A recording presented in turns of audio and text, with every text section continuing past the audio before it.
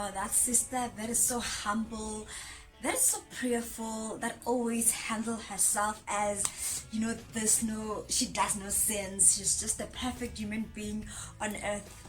And the pastor always reference with her before he starts his preaching, or when he's about to give a testimony. He just always refers to that sister. Do you guys know that sister that I'm talking about? Today it's about that sister that almost like made me resign. I was in this church that I was enjoying the preaching, the worship team, everything was too perfect, and I wanted to find a place where I was gonna serve, because serving in the house of the Lord, I wanted to give my time, my treasure, I wanted to be that girl that served God heartfully. I didn't want to cheat, I just wanted to serve God. And because I knew that I know I'm shy, there's certain things I wouldn't do, so I decided, let me look for something that I can find that is not in the spotlight, because I didn't want something on the spotlight. And I love interacting with people, so I needed something along that path. And eventually I got it, where I used to facilitate, where we used to do communications and all of that. Very interesting. I loved my team, guys.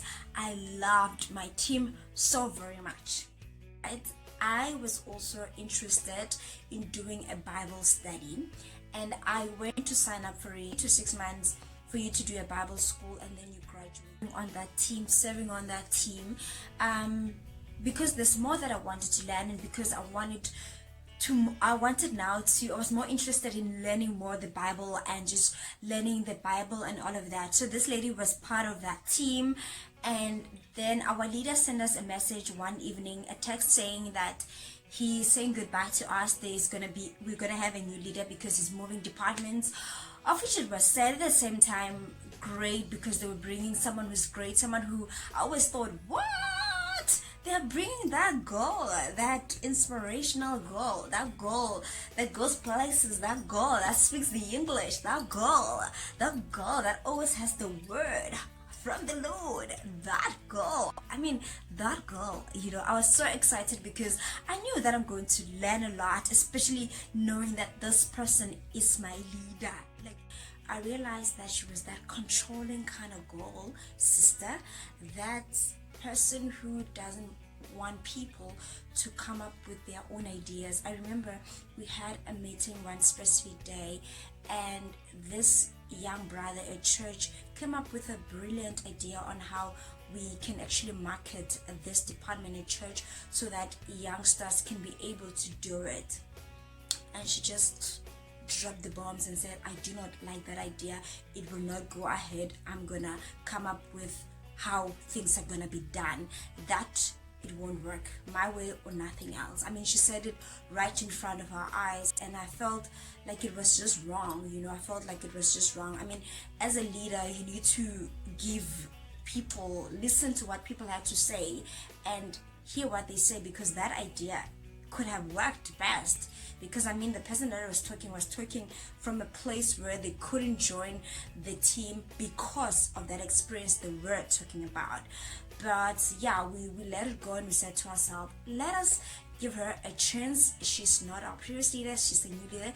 Obviously she's trying to want to do things differently, and she wants to prove a point. And also remember, this one was the lady that the pastor was always talking about every now and then.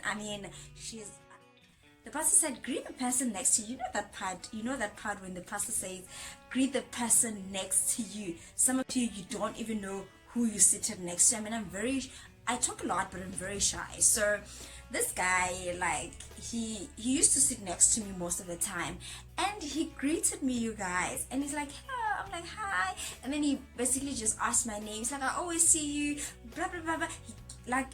In 5 minutes he said a lot of things, and I just laughed the whole conversation, was just laughing the whole time. And I asked him his name, and it's then he told me his name, what his name was. Okay, fine.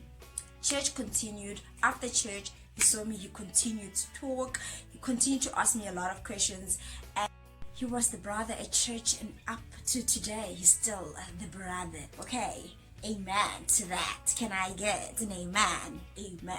Okay, fine. Okay.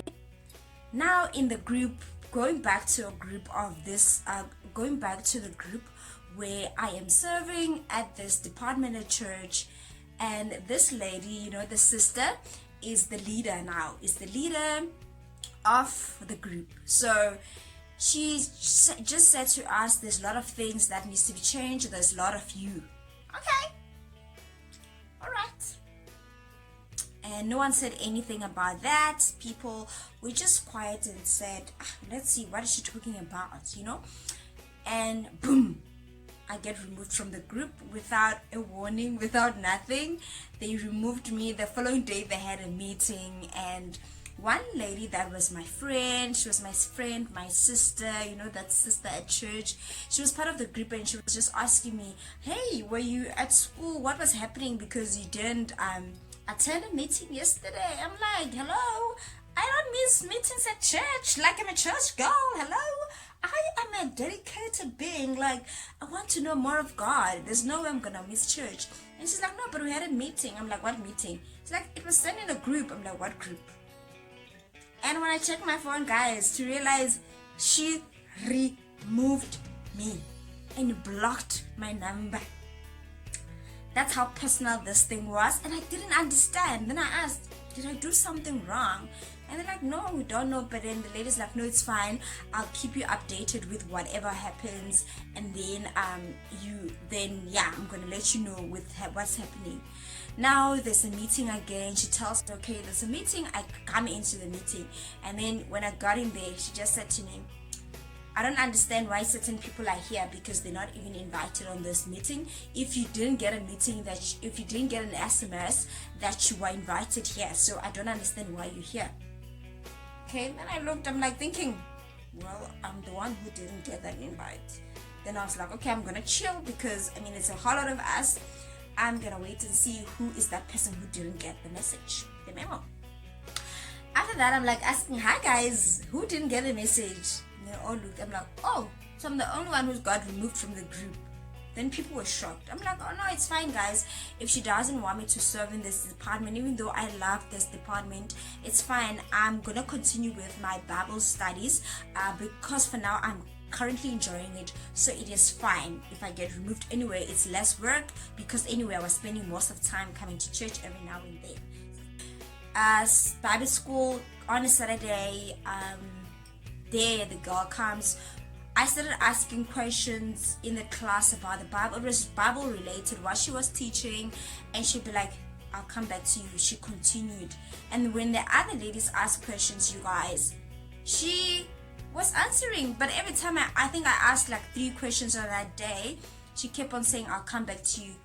Up to today, she never came back to me. And then I just realized, okay, there's something going on here. I just do not know what is it that is going on. The sister always had a crush on the man whom happened to be sitting next to me, and she noticed that he was now speaking to me. So every time, whenever she saw that I was speaking to the guy, she stopped greeting, she stopped talking to me. I remember the other day when it was after church and we were waiting outside, we're still catching up. I was waiting for a lift to take me home, and she just came there in front of me, and she just went like, I'm like thinking, hello, Nenzen, yabo. So I didn't understand, and the guy said to me, do you know this girl? I'm like, yeah, she is my leader on what I'm doing. And she's like, oh, okay. I'm like, what? It's like nothing. I'm like, okay. He just laughed it off, and I let it go. So the following day at church, she was looking for it. Then I said to the guy, oh, you know what, Ned? I think she stayed, because she was going up, down, left, right, center, coming and giving me the attitude. I said, oh, I think she's staying this side, because he wanted to give people lifts when he was going home. So, and he was like, do you know anyone who stays along that side? I said, yes, I do. That girl, I know her. So she stays. I said, you can give her a lift, because he was also in a rush to go home, and he couldn't find the people that were going on this way. I'm like, no, that lady stays outside. And he said, no, let me take you home, and then I'm gonna come. Like, no, it won't be fair, because I stay on a different direction, they stay on a different direction. Rather, let me get a lift from someone else. And that's how I eventually got home. So the sister liked the guy, but the guy never paid attention. You know sisters, she did everything to show off to the guy that, hey brother, nakfuna naklava, I want you, I have a crush on you, here I am, I'm revealing everything to you, I am showing you that I like you, but you're not paying attention. Hey, focus here.